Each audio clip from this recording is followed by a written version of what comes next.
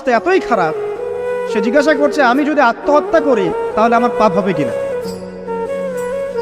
এই মেয়েটা যদি আপনার বোন হতো কি করতেন আপনি? আল্লাহ না করুক এই মেয়ে যদি কারো মেয়ে হতো তাহলে কি করতেন আপনি? আপনার কাছের কেউ হলে আপনি কি করতেন? এখানে ওই শাস্তিটা না বলে সামনে যেতে পারছি না। শোনেন, যারা বিবাহিত ব্যক্তি হওয়ার পরেও পরকীয়া করেছেন, বিবাহ করার পরেও পরকীয়ার পাপে লিপ্ত ছিলেন বা এখনো আছেন, জেনে হোক না জেনে হোক করেছেন, অথবা এটা জেনে করেছেন যেটা একটা খারাপ কাজ তারপরেও করেছেন, রাসূলুল্লাহ সাল্লাল্লাহু আলাইহি ওয়াসাল্লামের হাদিস এবং আল্লাহ পাকের কালাম অনুযায়ী তাদের শাস্তি হচ্ছে কোমর পর্যন্ত মাটিতে পুঁতে ফেলে পাথর নিক্ষেপ করে রজম করে হত্যা করা।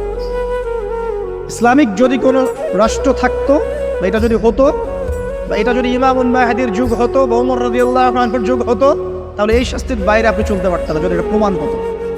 এই শাস্তি যদি দুনিয়াতে কার্যকর নাও হয়, আপনি যদি তওবা না করে মারা যান, তাহলে কিয়ামতের মাঠে এই শাস্তি আপনি ভোগ করবেন।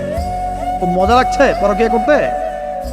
সকালে একটার সাথে, দুপুরে একটার সাথে, আজকে একজনের সাথে রাত কাটান, কালকে একজনের সাথে রাত কাটান, খুব মজা পাচ্ছেন।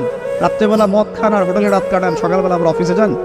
আমাদের শহরের এগুলা কালচার কোত্থেকে আসলো? এই শহরকে পবিত্র করবে কে এবং এই শহরের আসল রূপগুলো স্পষ্ট করবে কারা? খুব মজা পাচ্ছেন এগুলোতে। সুবহানাল্লাহ। একটা বিষয় বুঝাই, ইসলামে কেসাস আছে। কেসাস, মনে করেন আমাকে কেউ হত্যা করেছে, আপনি তাকে হত্যা করতে পারবেন।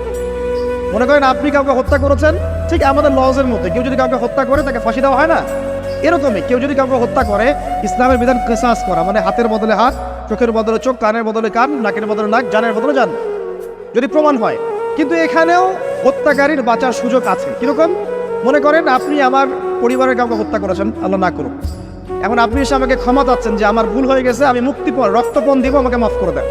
এখন আমাদের পরিবারকে আপনাকে বললো ঠিক আছে আপনাকে মাফ করে দিলাম, আপনার কেসাস করার দরকার নেই, আপনি রক্তপণ দিয়ে দেন, তাহলে আপনি বেঁচে থাকার সুযোগ পেলেন। ভালো বুঝতে পারছেন? একটা হচ্ছে মুরতাদ। মনে করেন কেউ ইসলামের কিছু বিষয়কে অস্বীকার করেছে, তাকে জেলখানায় বন্দি করে রাখা হবে, সুযোগ দেওয়া হবে যে আপনি কি এগুলো জেনে শুনে বলেছেন নাকি এর উপর অটল থাকবেন।